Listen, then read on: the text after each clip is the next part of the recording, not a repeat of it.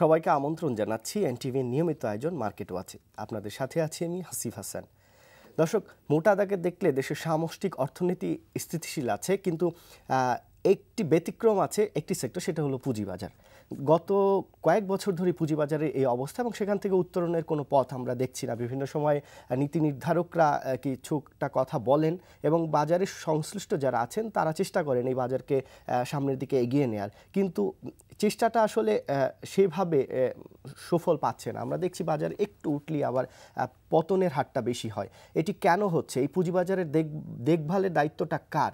সেই বিষয়গুলো আমরা আলোচনা করব। আমাদের সাথে স্টুডিওতে উপস্থিত আছেন ডক্টর জামাল উদ্দিন আহমেদ, উনি সাধারণ সম্পাদক বাংলাদেশ অর্থনীতি সমিতি, উনি সাবেক প্রেসিডেন্ট ICAB। আছেন মুস্তাক আহমেদ সাদেক, পুঁজিবাজার বিশ্লেষক। আপনাদেরকে স্টুডিওতে স্বাগত জানাচ্ছি। জি জামাল ভাই, আপনি তো এই পুরো সেক্টর অর্থনীতির পুরো সব বিষয় নিয়ে আপনারা কাজ করেন, বাংলাদেশ অর্থনীতি সমিতির সাধারণ সম্পাদক আপনি। এই পুঁজিবাজারের সাথে দেশের অর্থনীতির মিলটা নেই কেন? এই পুঁজিবাজারের দেখভালের তো দায়িত্ব কারো না কারো আছে, আসলে কে দেখভাল করবে?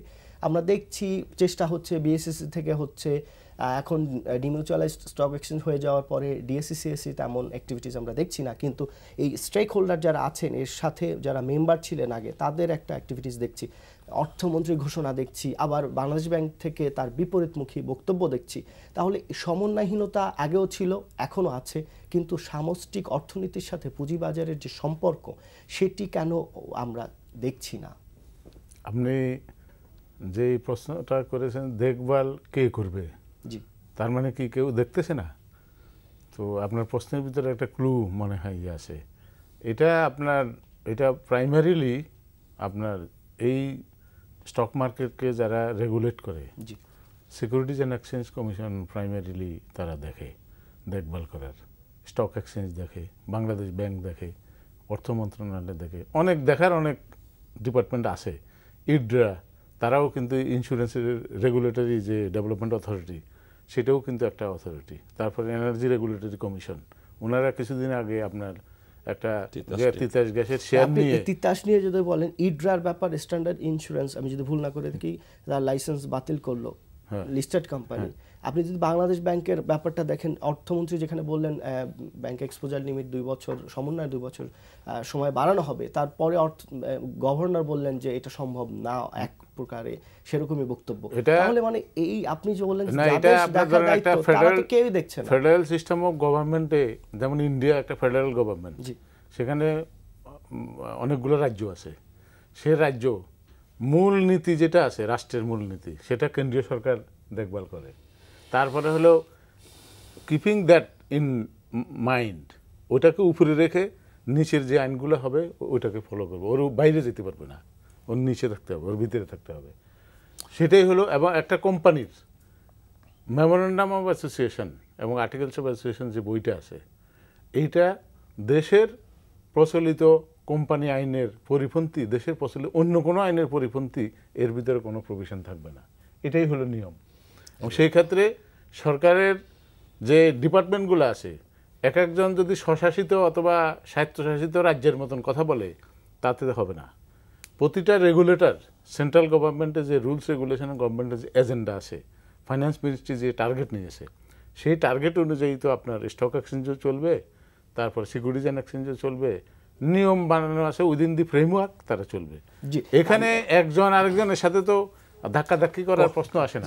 সাদেক ভাই, আমি জামাল ভাইয়ের কথাটা ধরে একটু বলতে চাই। দেখেন, যেখানে দেশের প্রধানমন্ত্রী, সর্বোচ্চ ক্ষমতার অধিকারী যিনি, তিনি যখন বলেছেন পুঁজিবাজারের উন্নয়নের জন্য সবাইকে একসাথে কাজ করতে হবে, ঠিক তার পর মুহূর্তে আমরা এই বিষয়গুলো দেখছি। আপনি কেন্দ্রীয় ব্যাংকের অবস্থা দেখেন, ইডরার অবস্থা দেখেন, আপনার এনার্জি রেগুলেটরি অথরিটির ব্যাপার দেখেন। এই যে বিষয়গুলো, এটা তাহলে কি মানে সরকারের সর্বোচ্চ মহল থেকে কথা বলার পরও এদের এই ধরনের আচরণ, তারা কি মানে সরকার থেকে আমার কাছে একটা মনে হচ্ছে there are some game was playing under the current.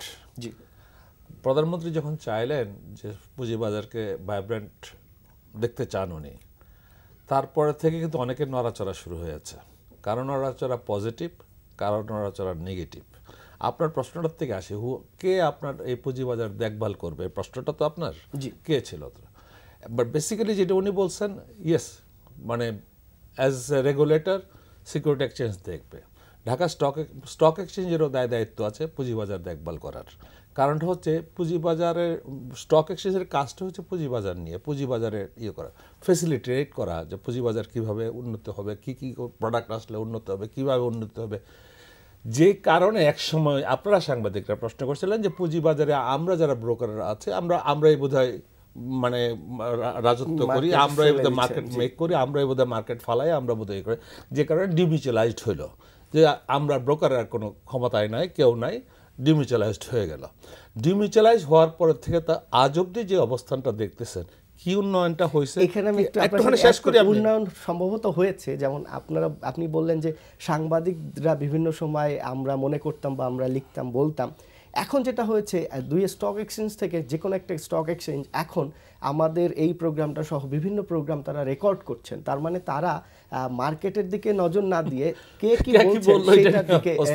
আপনাকে একটা ঘটনা বলি, আগে হতো কি, যদি মাজার এরকম একটা অবস্থান হইতো, তখন পুঁজিবাজারের থেকে যারা নেতা ছিলেন বা বোর্ডে ছিলেন, বোর্ডে কিন্তু তখনও কিন্তু শুধুমাত্র স্টক ব্রোকাররা ছিল না, ইন্ডিপেন্ডেন্ট ছিল, উনি এক সময় বোর্ডে ছিলেন, মানে 12 জন ছিল মানে ইন্ডিপেন্ডেন্ট, 12 জন ছিল ইলেক্টেড, ওইভাবে স্টক এক্সচেঞ্জ চলতো। এখন স্টক মানে মাত্র 4 জন আছে, আর বাকি সবাই কিন্তু মানে নমিনেটেড ইন্ডিপেন্ডেন্ট ডাইরেক্টর। প্রশ্নটা হচ্ছে যে যখন এটা ইসমাইলি বাড়ি আছে না, এটা কারো না, স্টক এক্সচেঞ্জ এখন এইভাবে চলতেছে। হবে, আমি যেটা বলতে চাচ্ছি, তখন হয়তো কি যে যারা নেতা আছেন তারা দৌড়াদৌড়ি শুরু করে দিতেন, বাংলাদেশ ব্যাংকে যাইতেন, কেন ভাই আপনি এই আইন করলেন, এই সাবজেক্ট আপনার এইটার জন্য তো পুঁজিবাজার এফেক্ট করে গেছে। সিকিউরিটি এক্সচেঞ্জে বসতেন যে আপনি এটা মানে রিল্যাক্স করেন, নতুবা স্টক মার্কেট দাঁড়াবে না। আমরা মার্চেন্ট ব্যাংক নিয়ে, ব্যাংকার অ্যাসোসিয়েশন নিয়ে বৈশা আলোচনা হইতো যে কী হইলে পুঁজিবাজার কি, হোয়াট ইজ দ্য ফল্ট।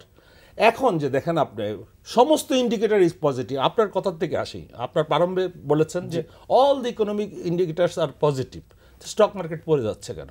কেউ কি বসছে? কেউ কি জানতে চাইছে? আপনি যে প্রশ্নটা করেছেন মানে বলেন, আপনি উপরস্তর থেকে কে জানতে চেয়েছে যে স্টক মার্কেট কেন পড়ে যাচ্ছে, কেন স্টক মার্কেট স্টেবল হচ্ছে না, কেন stock, what is the problem lies somewhere, তাই তো? কেউ কি ফাইন্ড আউট করেছে? কেউ কি বলতে চাচ্ছে? কেউ নাই। আসলে মানে একটা কথা ছিল, গরিবের বউ সবার ভাউস, মানে এটার কোনো মানে নাই, সবাই এটার মধ্যে মাস্টারি করতেছেন। এটা অ্যাজ এ বাংলাদেশ ব্যাংক মাস্টারি করেন, মানে মানে আপনার এই যে ইন্স্যুরেন্স কোম্পানি বলেন, সবাই কোনো না কোনো মিনিস্ট্রি সবাই একটু নক্তা করেন এখানে। দেখেন একটা এক্সাম্পল দিচ্ছি আপনাকে। উনি বললেন যে কোম্পানি আইনে একটা মানে কোম্পানি চলতে হয়, কোম্পানি আইনটা কি, যখন লিস্টেড হলো সে কোম্পানি অ্যাজ রেগুলেটর মানে তার যতগুলো ল ইম্পোজ করবে সেগুলো মেনে নিতে হবে। তিতাস নিয়ে যে ঘটনাটা ঘটলো, যে মানে ন্যাক্কারজনক ঘটনা ঘটলো, তিতাস একটা লিস্টেড কোম্পানি, তার রেগুলেশনের মধ্যে চলতে হবে, তার ডিভিডেন্ড পলিসি কি থাকবে সবাই জানে এটা। হঠাৎ করে এই এক রেগুলেটর, আরেক ওনার সুপার রেগুলেটর ওনার কাছে টাকাগুলো নিয়ে গেলেন, মানে নিয়ে গিয়ে হঠাৎ করে এমন একটা ডিভিডেন্ড দিলেন, মার্কেটটা 75 থেকে চলে আসলো 50 টাকা, 25টা একদিনে নাই। তো মার্কেটের মধ্যে কনফিডেন্সটার লেভেলটা বিল্ড করবে কেন? সাধারণ বিনিয়োগকারীদের কনফিডেন্সটা তো সেদিনই শাটার্ড হয়ে গেছে। এই দায়িত্ব কি ডিএসসি, সিএসসি, বিএসএসসি কিংবা অর্থ মন্ত্রণালয় এড়াতে পারে? এই যে সমন্বয়হীনতা, এই যে বিনিয়োগকারীরা ধরেন গত 5 বছর ধরে মার্কেট পড়ছে, প্রতিনিয়ত শেয়ারের দাম কমে যাচ্ছে এবং সবাই বলছেন বিনিয়োগকারীদের দোষ, তারা দেখে শুনে বুঝে বিনিয়োগ করে না। তাহলে ফান্ডামেন্টাল স্টকে ইনভেস্ট করছে, যখন তিতাসের মতো শেয়ারে যখন ইনভেস্ট করছে, একটা মাল্টিন্যাশনাল ছাড়া সবগুলোর দামই কমে যাচ্ছে, তখন যখন এরকম ছিনিমিনি খেলা হচ্ছে, তখন সেই দায়ভারটা কি কেউ এড়াতে পারে? এরা আপনি আমাকে বলেন, এড়াতে পারবে না, বিকজ সিকিউরিটিজ অ্যান্ড এক্সচেঞ্জ কমিশনে যদি কোনো প্রপোজাল সাবমিট করে, এটা তো প্রথমে ঢাকা স্টক এক্সচেঞ্জের বোর্ডে সাবমিট করা হয়, ওনারা স্ক্রুটিনি করে একটা প্রপোজাল। এখন আর করে না, সেটা এখন আর নাই এটা। তাহলে এখন এসইসিতে করতেছে। এসইসি যদি ওখানে যদি বলে যে অডিটর ভুল করছে এই জন্য আমি কি করব, এটা বলতে পারে না। তুমি ওই অডিটরকে তখনই ধরা উচিত, তাকে লিস্টেডে আসার আগে অডিটর ভ্যালুয়েশন ফার্মকে ওনাকে ধরা উচিত। বেসিসের কথা যখন বললেন, এই যে আইপিও নিয়ে আমরা যেটা দেখছি বা আমরা যতদূর জানি যে আইপিওর বিএসসি বলছে প্রাইসটা আমরা নির্ধারণ করি না, যে প্রাইস তারা চায় তা আমরা আনঅফিশিয়ালি হয়তো বলি যে তোমার এত প্রাইস হবে না, তুমি কমাও। তখন যে আবার সে প্রপোজাল দেয়, তখন সেটার উপর ভিত্তি করে কাউকে অনুমোদন দেয় না। তাহলে প্রাইসটা নির্ধারণ করে কে? যে আমি প্রিমিয়াম 10 টাকা চাচ্ছি, সেটা এই নির্ধারণটা করে দেয় এটা বিএসইসি অ্যাপ্রুভাল না দিলে এটা হবে না। এটা কি এটা তো obvious। আপনি mister Hasib, for your information, এই পর্যন্ত আর কেউ তো নাই যে প্রাইস দিয়ে দেওয়ার জন্য। আমি চাইলাম 50 টাকা, আপনি 50 টাকা দিয়ে দিচ্ছেন না। যেই আনুক, মার্চেন্ট ব্যাংক আনুক, ভ্যালুয়েশন ফার্ম যাই করুক, আইপিও ম্যানেজার আনুক, at the end of the day Security Exchange Commission is the final authority to approve this price.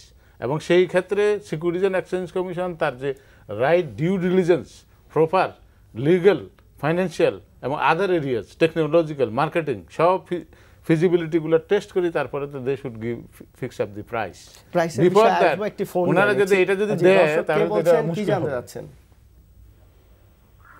জি, আসসালামু আলাইকুম। ওয়ালাইকুম আসসালাম, জি বলুন। আমি আপনাদের মাধ্যমে জানতে যাচ্ছি যে নতুন আইপিও নীতিমালায় যে বুক বিল্ডিং পদ্ধতিতে ইনস্টিটিউশনরা কেন শেয়ারটা বেশি পাবে, আর আমরা জেনারেল ইনভেস্টররা কেন এত 30% শেয়ার পাবো?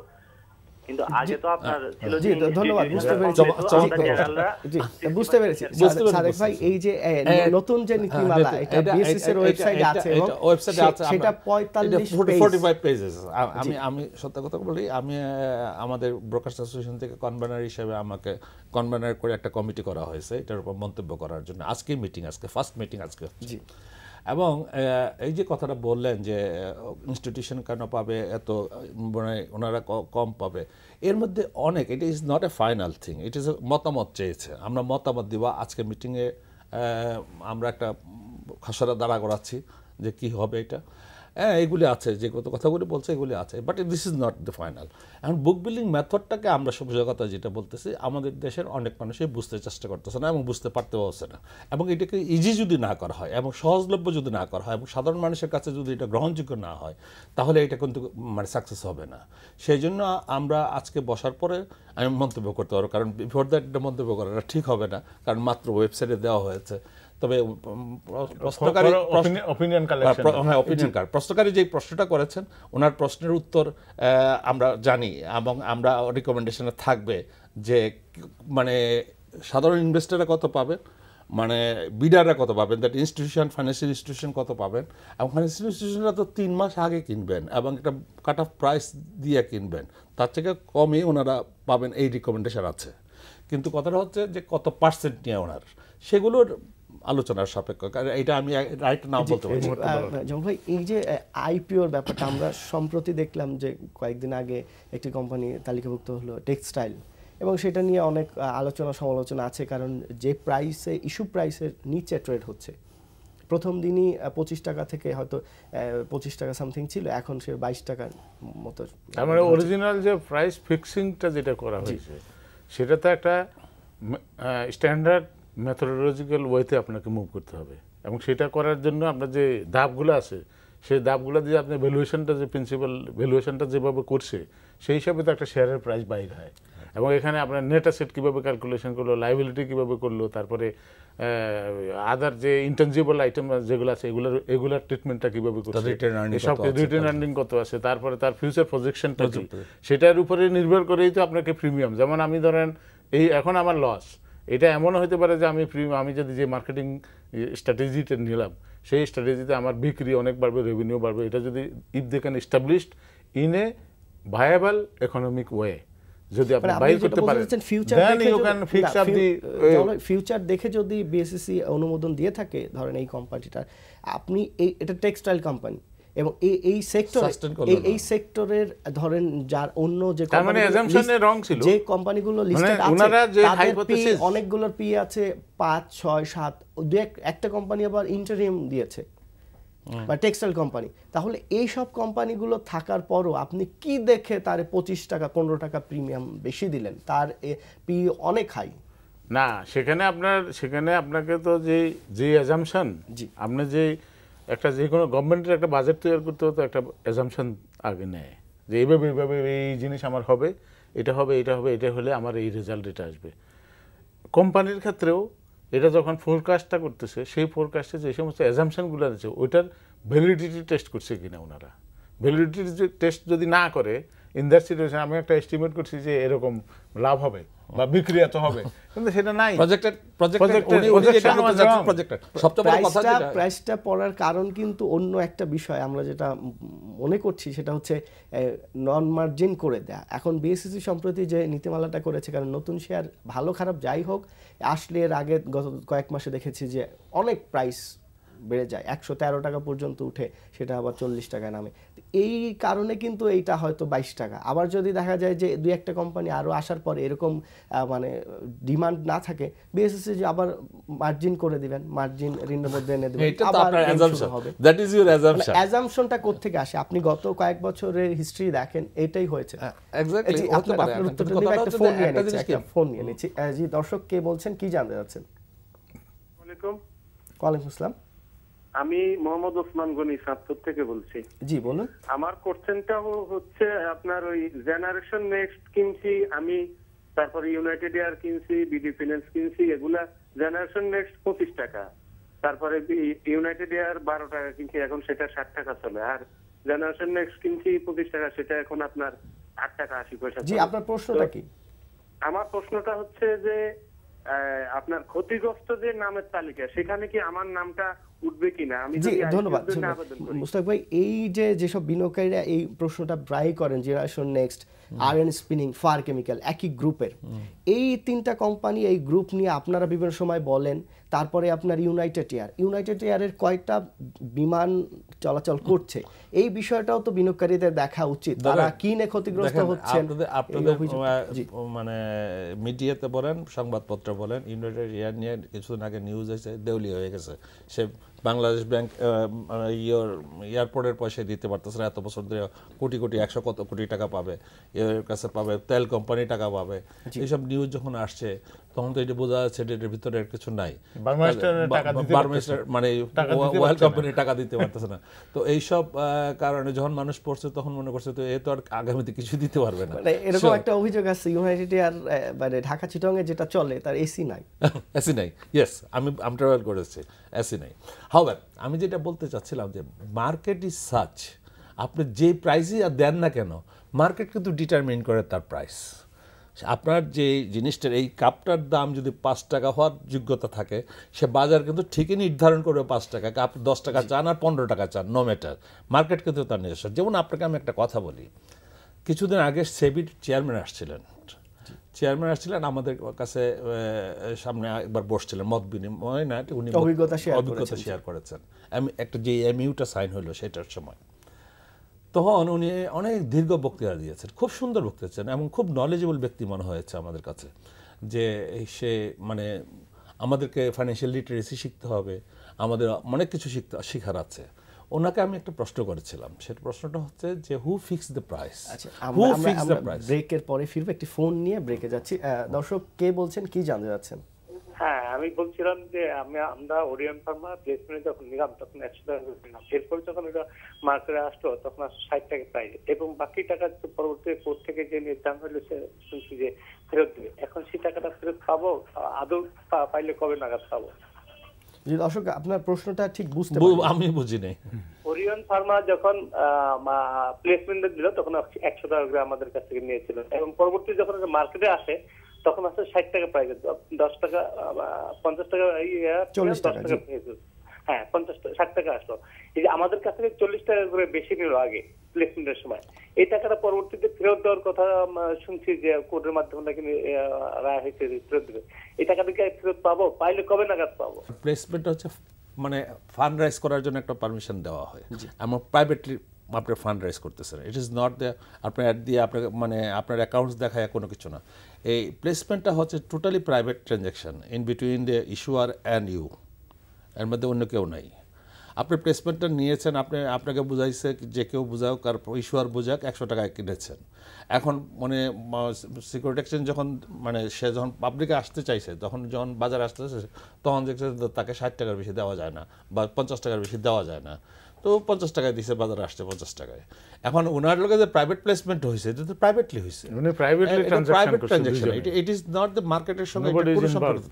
প্লেসমেন্টটা নেওয়ার আগে এই জন্য বলা হয় যে প্লেসমেন্টটা দেওয়ার আগে এখন একটা আইন করেছে প্লেসমেন্ট কিভাবে হবে, প্লেসমেন্ট কার কাছে করা হয়েছে, কত পার্সেন্ট করা হয়েছে এবং কি রেটে করা হয়েছে, এখন সিকিউরিটি ইনফরমেশন ওখানে দিতে হবে। আগে ছিল না, কিন্তু ওনারা যখন এই যে কথাটা তুলছেন সেটা অনেক আগের কথা, এবং তখন উনি বুঝে মানে কি বুঝে নিচ্ছেন উনি জানেন।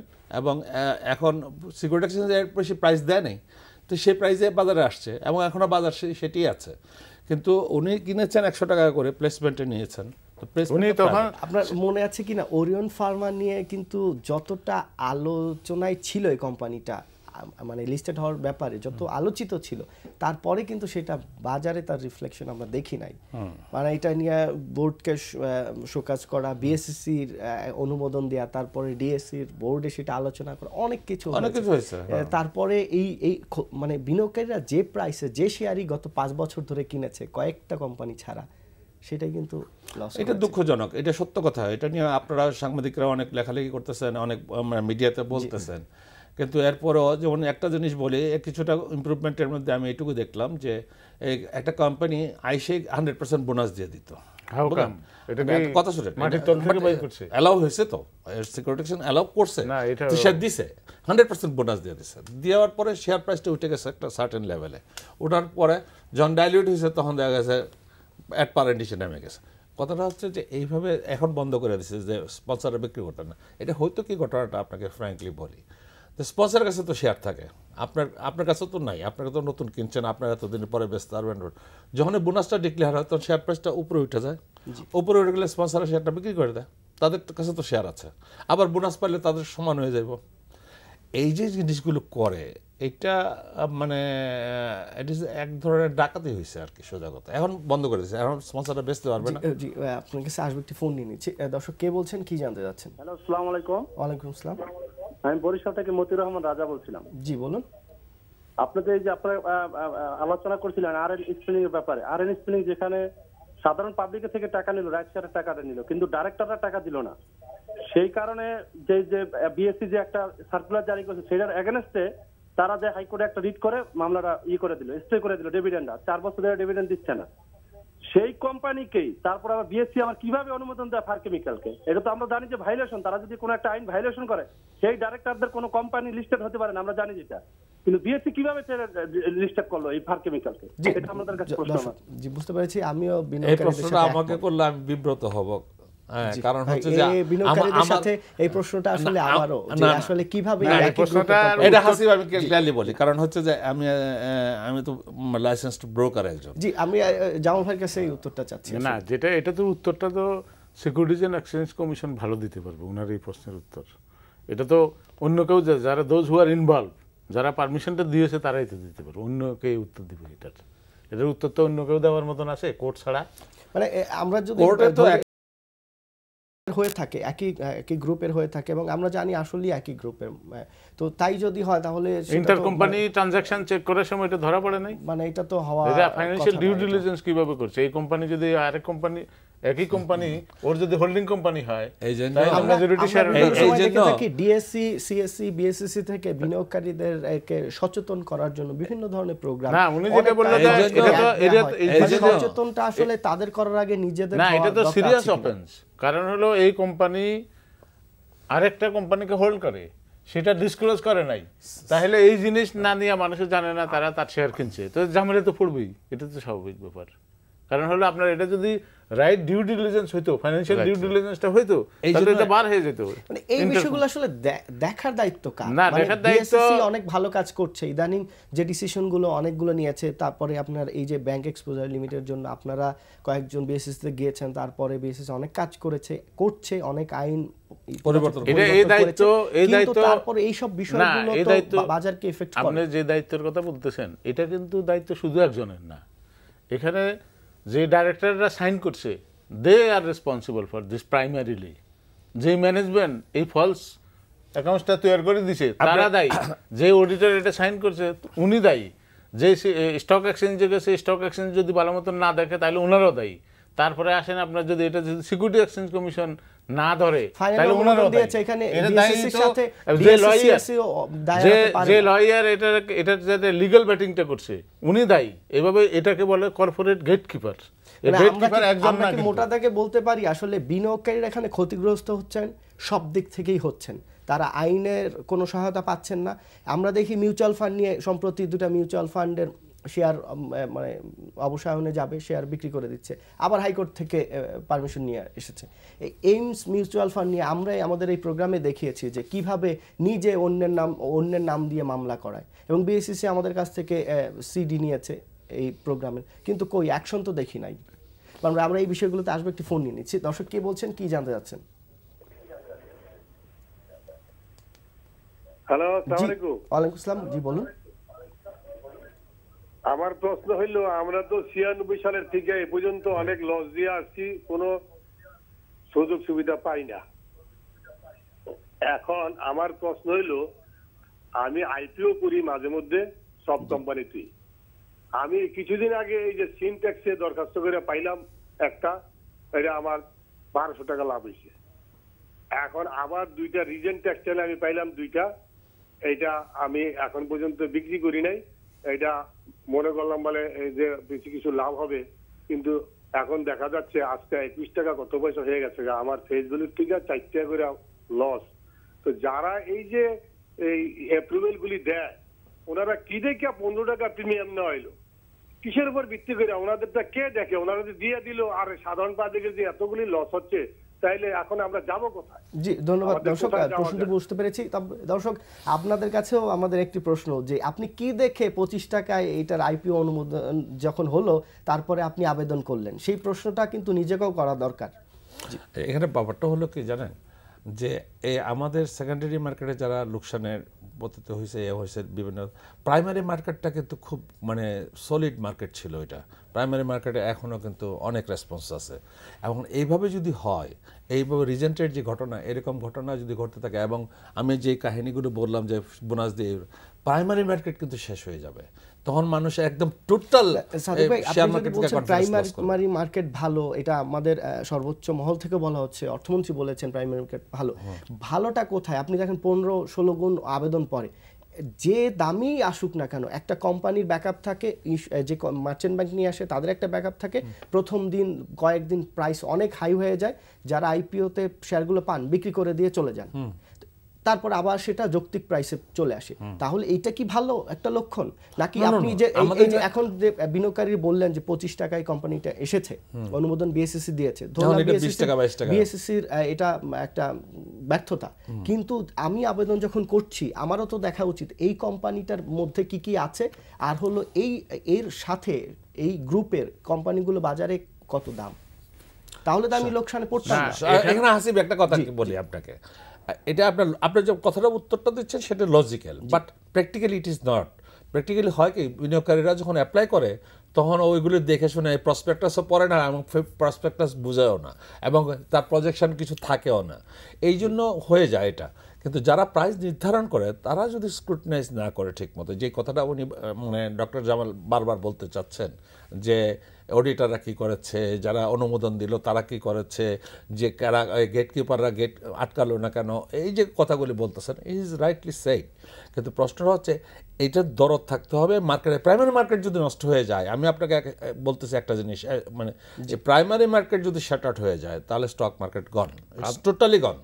কারণ হচ্ছে এখন পর্যন্ত প্রাইমারি মার্কেটের জন্য কিন্তু স্টক মার্কেট, সেকেন্ডারি মার্কেট টিকে আছে। কারণ হচ্ছে প্রাইমারি মার্কেটের রেসপন্স পাচ্ছে, যে শেয়ারটাই অনুমোদিত হয়ে আসুক না কেন, প্রাইমারি মার্কেটে এটা 5 গুণ 10 গুণ 15 গুণ মানে অ্যাপ্লিকেশন পড়তেছে, অর্থাৎ এটাতে প্রাইমারি মার্কেটে মানুষ ইন্টারেস্টেড। কিন্তু এই যদি হয়, যে ঘটনাটা ঘটে এইবার বা আর কয়েকবার যে ঘটনা ঘটেছে, এইগুলি যদি রিপিট করে, তাহলে কিন্তু প্রাইমারি মার্কেটের উপরে হামলা একদম শেষ হয়ে যাবে। এবং এটা কিন্তু খুব দুর্ভাগ্যজনক হবে যদি প্রাইমারি মার্কেট নষ্ট হয়ে যায়, তাহলে এটা খুব দুর্ভাগ্যজনক হবে। তবে আপনার কাছে আসবে, একটু ফোন নিয়ে নিচ্ছি।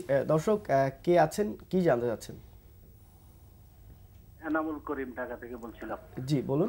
একটা কোম্পানি কখন কি পর্যায়ে গেলে যে ওটিসি মার্কেটে চলে যায়, আর এটা ফেরত আসার সম্ভাবনা কতটুকু থাকে সাধারণ মার্কেটে?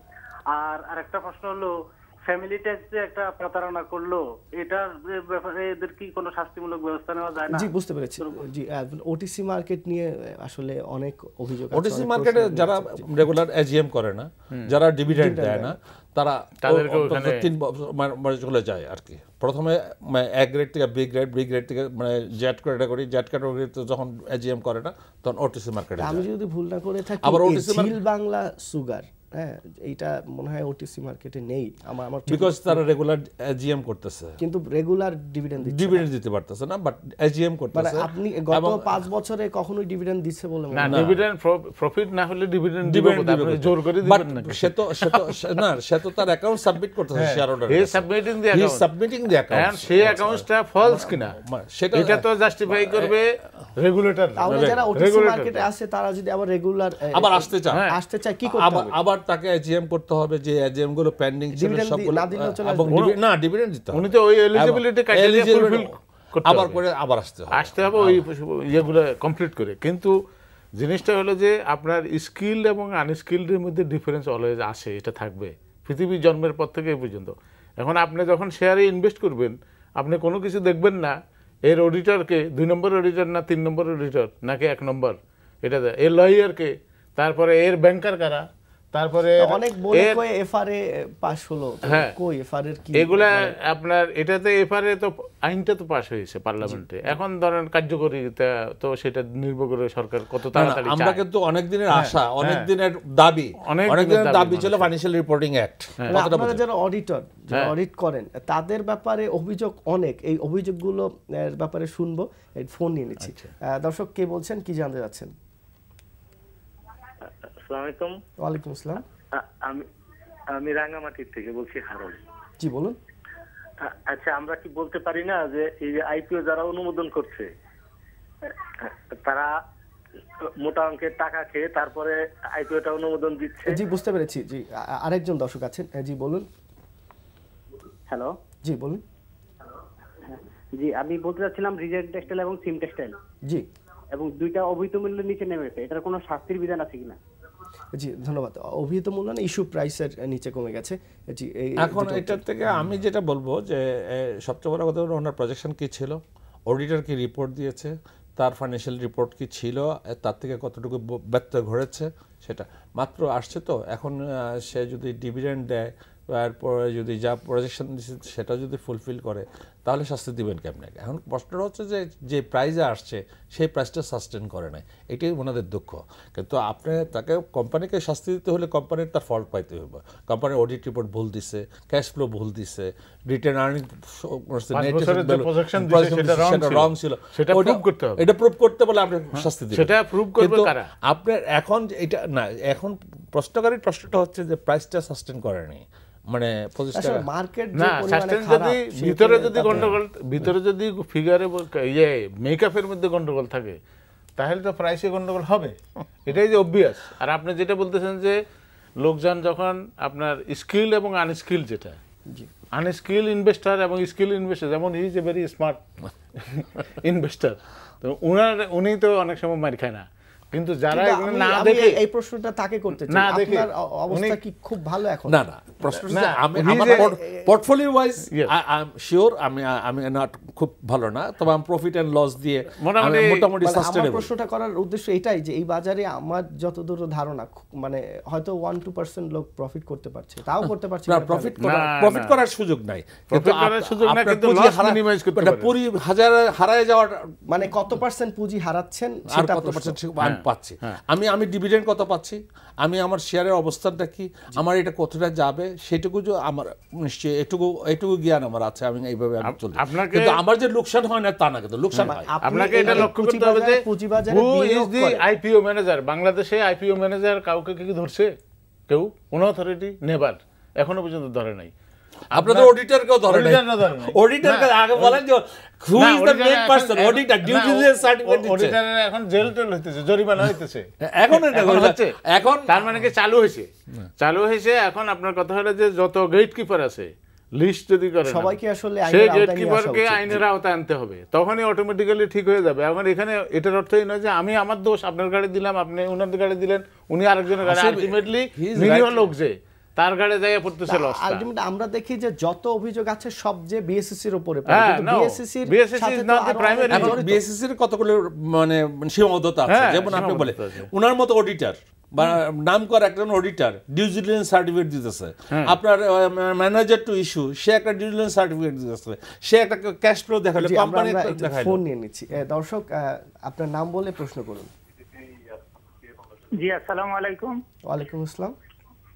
জি ওয়ালাইকুম আসসালাম। প্লিজ আমি জানতে চাচ্ছিলাম যে বাইব্যাক আইনটা কি এখন আমাদের কার্যকারী আছে কিনা? জি ধন্যবাদ। আরেকজন দর্শক আছে। জি জি, কে বলছেন দর্শক? আসসালামু আলাইকুম, আমার নাম মিঠু, কুমিল্লা থেকে বলছি। জি বলুন। আমরা যারা নাকি মার্জিন লোনে ব্যবসা করতেছি আর কি, এমনিতে তো আমাদের অবস্থা খারাপ দিন দিন, মানে মার্কেট লুজারের কারণে আমাদের যেই যে পুঁজি, ওই পুঁজি তো হারাচ্ছি, প্লাস যেই ব্রোকার হাউস আমাদেরকে ঋণটা দিচ্ছে তারা যেই প্রতিদিন হিসাবে লাখে 50 টাকা করে আমাদের থেকে লাভ কাউন্ট করতেছে। কাইন্ডলি এটা যদি একটু মকুফ করা যায় কিনা এই বিষয়ে একটু। জি ধন্যবাদ। আরেকজন দর্শক আছেন। জি দর্শক, আপনার নাম বলে প্রশ্ন করুন। আমি বগুড়া থেকে রাহুল বলছি। জি বলুন।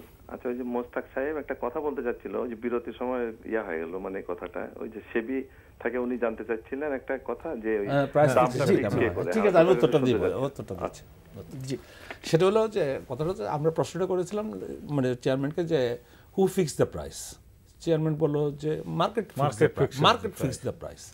তা আমি বললাম যে হাউ কাম দ্যাট ইজ, ওনারা কোনোদিনই কোনো প্রাইস পায়। আপনি একটা বাজারে শেয়ার নিয়ে আসলেন, মনে করেন আপনি এই কোম্পানির শেয়ার নিয়ে আসলেন, যে আপনারা এই কোম্পানিটা বাজারে যাবে, আপনি চাইলেন কত? আপনি চাইলেন 25 টাকা, বাজারে এটা রেসপন্স পাইলেন না, হ্যাঁ, কেউ কিনলো না শেয়ারটা, আপনার যে সমস্ত আয়োজন সব বৃথা গেল। কিন্তু কাজে আপনি যখন আসবেন তখন হিসাব কিতাব করিয়ে আসবেন যে আমার এটা খাবে, সাধারণ মানুষ এটা নিবে, অ্যাকসেপ্ট করবে। কিছুটা বুক বিল্ডিং মেথডের মতোই কিছুটা, কিন্তু আমাদের বুক বিল্ডিং মেথডটা করেছে কি একটু জটিল করে ফেলেছে, সাধারণ মানুষের বুঝতে কষ্ট হচ্ছে। তার উত্তরটা কি দিলেন উনি? জি, উত্তরটা দিলেন যে আমরা ফিক্স করি না, আমরা বাজার কন্ট্রোলও করি না।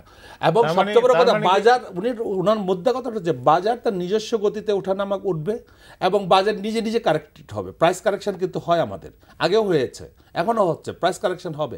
কিন্তু বাজারে যদি আমরা ইম্পোজ করেন, কাউকে চাপায় ধরেন, যেমন 2010 সালে যেটা হয়েছে, গলা চিপে ধরা হয়েছে, এই জিনিসটা যদি হয় তাহলে মানুষের এই যে সাধারণ বিনিয়োগকারীদের তাদের কনফিডেন্স থাকবে না। আপনি সেভি যা বলবে তাদের দেশের পক্ষে ওটা সম্ভব, কারণ আপনি দেখেন 2010-এ আমাদের ইন্ডেক্স ছিল প্রায় 9000, সেটা এখন এত আইপিও আসলো, এত বোনাস, এত কিছুর পরে ইন্ডেক্স হলো আপনার 4600 বা এরকম। কিন্তু আপনার সেন্সেক্সের ইন্ডেক্স ছিল 16000 থেকে 8000-এ নেমে গেল, 8000 থেকে এখন কয় হাজার? 18000। তো কি 18000? 24000, 24000, হ্যাঁ। তো এখন তাদের তারা কোনোদিন কন্ট্রোল করে না এগুলো। আমাদের এখানে ইন্ডেক্স যেভাবে পড়ে সেভাবেই ওঠে, কিন্তু আমাদের এখানে একটু ইন্ডেক্স বাড়লে সবার দৌড়াদৌড়ি লাগে যায়, মিনিস্ট্রি থেকে সব দৌড়াদৌড়ি লাগে। কেন? হোয়াই? মিনিস্ট্রি পরে দেন, আপনি তো ডিএসসি থেকে সবাই দৌড়াদৌড়ি শুরু করে। কেন? শুনেন, তার নিজস্ব গতিতে বাজার উঠবে, আবার কারেক্টেড হবে, আবার বাজার প্রাইস পড়বে যাবে। এখন যদি কেউ কন্ট্রোল করতে যায় তাহলে তো মুশকিল। তাহলে এই যে সাধারণ বিনিয়োগকারীদের কোনো শেয়ারের প্রাইস আপ হলেই তো আপনার ইন্ডেক্স বাড়বে। তো যখন কোন শেয়ারের প্রাইস আপ হয়, ডিএসসি এবং সিএসসি এর মাথা ব্যথা হয়ে যায়, কেন বাড়ছে? আপনার দেখেন, এই যে শেয়ারের প্রাইস উঠানামা করে, এখানে আপনার যেখানে রেগুলেটরি সিস্টেমটা স্ট্রং, ইন্ডিপেন্ডেন্ট, আনবায়াসড যখন হয়, তখন কিন্তু এটা পসিবল। কারণ হলো, এখন যদি আপনি পাবলিক অ্যাকাউন্টস কমিটির অথবা অর্থ সংক্রান্ত পার্লামেন্টারি কমিটির আপনি চেয়ারম্যান, আপনি ব্রোকারেজ হাউসের সাথে জড়িত, তখন আপনি তো ইনফ্লুয়েন্স করবেন এটাকে। আপনার যদি গভর্নমেন্ট অফিসে ফাইন্যান্স মিনিস্ট্রির লোকজন যদি আপনার ভিউ অ্যাকাউন্ট খুলে রাখে, যখনই শেয়ারের দাম বাড়বে, উঠানামা করবে, ওনারা তো ইনসাইডার ইনফরমেশন জানিয়ে দেশে কি হচ্ছে না হচ্ছে, তখন তারা যদি ওই শেয়ার কিনা বেচার মধ্যে জড়িত হয়ে যায়। যদি বাংলাদেশ ব্যাংকের লোকজন আপনার শেয়ার মার্কেটে ইনভলভ থাকে, তার কম্পিউটারে বসে বসে অফিস টাইমে আপনার এই শেয়ার মার্কেটে ট্রানজাকশন করতেছে, Bangladesh bank is a very very sensitive organisation. সেই সেন্সিটিভ অর্গানাইজেশনের লোক যদি শেয়ার মার্কেটে সেই ব্যবসার সাথে জড়িত থাকে, তাহলে এই ধরনের স্ক্যান্ডাল হবে। তারপরে হলো আপনার আরো আছে, যেমন যদি securities and exchange commission, Dhaka stock এক্সচেঞ্জের স্টাফ যারা, তারা সেনসিটিভ ইনফরমেশন জানে, তারা যদি এগুলোর সাথে যদি জড়িত থাকে তাহলে তো এটা আপনার এদিক সেদিক হবেই, এটাই স্বাভাবিক। তার মানে আপনি বলতে যাচ্ছেন যে বেড়ায় যদি খেত খায়, আমরা যদি দেখি যে বাংলাদেশ ব্যাংক এই মানি মার্কেট নিয়ে কাজ করছে, ক্যাপিটাল মার্কেট নিয়ে তারা মানে একদমই নেতিবাচক, এবং সেটা অনেক বছর ধরে। কিন্তু আমার অভিজ্ঞতা বলে বাংলাদেশ ব্যাংকের অনেক এমপ্লয়ি পুঁজিবাজারে বিনিয়োগ না। এখন যদি সেটা আমি যেটা বলতেছি, আমি তো ক্লিয়ারলি বললাম যে পার্লামেন্টারি স্ট্যান্ডিং কমিটির চেয়ারম্যান, মেম্বার সবাই যদি এই শেয়ার ব্রোকারেজ হাউসের সাথে জড়িত থাকে, তারপরে আপনার এসএসসির এমপ্লয়ি যদি জড়িত থাকে, হুইচ শুড নট, যেমন গ্রামীণ ফোনের অফিসারদেরকে রেস্ট্রিকশন দেওয়া আছে যে তোমার অ্যাকাউন্টে তুমি কোনো ট্রানজাকশন করতে পারবে না, এই কম্পিউটারে বন্ধ। জি, আমি আইন কিন্তু আছে, আইন আছে, এটা তো ফলো করতে নিয়েছি। দর্শক কে আছেন, কি জানতে যাচ্ছেন? হ্যালো, জি বলুন। আমি মিঠুন কলোরা থেকে বলছি, সাতক্ষীরা কলোরা থেকে। জি বলুন। বলছিলাম যে ফ্যামিলি টেক্স গ্রুপে 8টি কোম্পানি আছে, আর জি আরেকজন দর্শক আছেন, জি বুঝতে পেরেছি, আরেকজন দর্শক আছেন। জি কে বলছেন, কি জানতে যাচ্ছেন? বলতেন। জি বলুন। এইটাই আমাকে ওই তিতাস গেছে ব্যাপারটা, যেভাবে কমতেছে শেয়ারটা আমরা কি করব, হোল্ড করব না এটা ছেড়ে দেব, কি করলে ভালো হয়? জি দর্শক ধন্যবাদ। দুটো প্রশ্ন ফ্যামিলি ট্যাক্স নিয়ে আমরা অনেক আলোচনা করেছি, এবং ফ্যামিলি ট্যাক্স, আরএন এবং ফার কেমিক্যাল, আমরা মোটা দাগে এটাই জানি এই তিনটি কোম্পানি একই গ্রুপের। আর তিতাস নিয়ে আমরা অনেক আলোচনা হয়েছে, এবং আমরা বুধবার দিন দর্শক আমরা চেষ্টা করি যে আলাদা আলাদা যার যে শেয়ার আছে সেটি হোল্ড করবেন না সেল করবেন এটি আলোচনা করার। আপনারা বুধবার দিন ফোন দিলে আমরা হয়তো এই প্রশ্নের উত্তর পাবেন। যে শেষ একদম শেষ কমেন্ট যদি বল, কোনটা মানে এই বাজারের সার্বিক পরিস্থিতি কি পুঁজিবাজার দেখবার দায়িত্ব তো আমরা দেখছি। আমি বিনিয়োগকারীদেরকে শুধু একটা অনুরোধ করব, হতাশ হওয়ার মতো এমন পরিস্থিতি এখন উদ্ভব হয়নি। আপনার মানে আপনাদের শেয়ারগুলো নিয়ে নিরাপদে থাকেন। এই মাসটা তো গেল, ডিসেম্বর মাসটা সাধারণত ফাইন্যান্সিয়াল ইনস্টিটিউশন থেকে একটা সেল প্রেশার থাকে, যার জন্য বাজারটা উঠতে পারতেছে না। Sell pressure is much more than the buyer, যার জন্য বাজারটা পড়ে যাচ্ছে, দাঁড়াতে পারতেছে না। এই জানুয়ারি ডিসেম্বরটা কেটে গেলে মানে ফাইন্যান্সিয়াল ইনস্টিটিউশন থেকে কোনো সেল প্রেশার থাকবে না। একদম শেষ যদি আরেকটা প্রশ্ন আপনাকে করতে চাই, যে আপনারা এই রকিব ভাই, লালি ভাই বা আরও আপনারা কয়েকজন মিলে যে অর্থমন্ত্রী, বাণিজ্য মন্ত্রীর সাথে আপনারা বিভিন্ন সময় মিটিং করেছেন এই ব্যাংক এক্সপোজার লিমিট টাইম বাড়ানোর জন্য, এবং সেটা গভর্নর সাহেব বলার পরে কিন্তু ব্যাংকগুলো এখন আর বাইরে যাচ্ছে না, এইটার ব্যাপারে আপনারা কোনো উদ্যোগ নেবেন কিনা? সেটাই বলতেছে, নিশ্চয়ই উদ্যোগ নেব। সেটার প্রশ্নটা বলি আপনাকে। আমি মনে করেছিলাম বাংলাদেশ ব্যাংক নিয়ে আর কোনো কথা কব না, কারণ হচ্ছে এত বেশি বলছি যে আমি টার্গেটেড হয়ে গেছে। হাওয়ার তা আমি দেখলাম যে এখানে কালকেও একটা আলোচনা হইতেছিল, ফাইন্যান্স মিনিস্টার বড় না গভর্নর বড়? যেখানে ফাইন্যান্স মিনিস্টার চাচ্ছে, যেখানে মানে বাণিজ্য মন্ত্রী চাচ্ছে, যেখানে মাননীয় প্রধানমন্ত্রী চাচ্ছেন স্টক মার্কেট ভাইব্রেন্ট হোক, এখানে গভর্নর সাহেবের এইসব উক্তি টুক্তি যে আপনারা আলোচনায় আনছি আমরা এটা শেষ করেন। মানে এই অবস্থায় আসলে ফাইন্যান্স মিনিস্টারের কাছে তারা যে যাবেন, এই সব উদ্যোগে কি স্থিতিশীলতা ফিরবে? আপনি মার্কিন যুক্তরাষ্ট্রে যখন আপনার এইরকম মন্দা দেখা দিল, তখন তারা সিদ্ধান্ত নিয়ে নেয় যে জেপি মর্গান, তারপরে বড় বড় কর্পোরেশনগুলো সিটি রেস্কিউ করছে, চায়না তো একই করছে। আমাদের সরকার সাধারণত সর্বোচ্চ পর্যায়ে নীতি নির্ধারক যারা, ওনাদের সিদ্ধান্ত অন্যরা ফলো করবে, এটা কিন্তু নিচের দিক থেকে। জামাল ভাই এবং মুস্তাক ভাই আপনাদেরকে অনেক ধন্যবাদ। অবশ্যই তারা এটাতে এগ্রি করবে। দর্শক এখানেই শেষ করছি। আশা করছি আগামী সপ্তাহে যে এখন বাজারে যে সেল প্রেশার আছে সেটি হয়তো কমে যাবে, বাজার স্থিতিশীল আসবে, এবং এই যে মুস্তাক ভাই যেটি বললেন তারা অর্থমন্ত্রীর কাছে যাবেন, আমরা আশা করছি এটি হয়তো তারপরে অর্থমন্ত্রী একটা লিখিত আকারে কোনো একটা সার্কুলার দিবেন যেটা পুঁজিবাজারের জন্য ইতিবাচক হবে। এই আশা রেখে শেষ করছি। আগামী সপ্তাহে আবার দেখা হবে, সে পর্যন্ত সবাই ভালো থাকুন।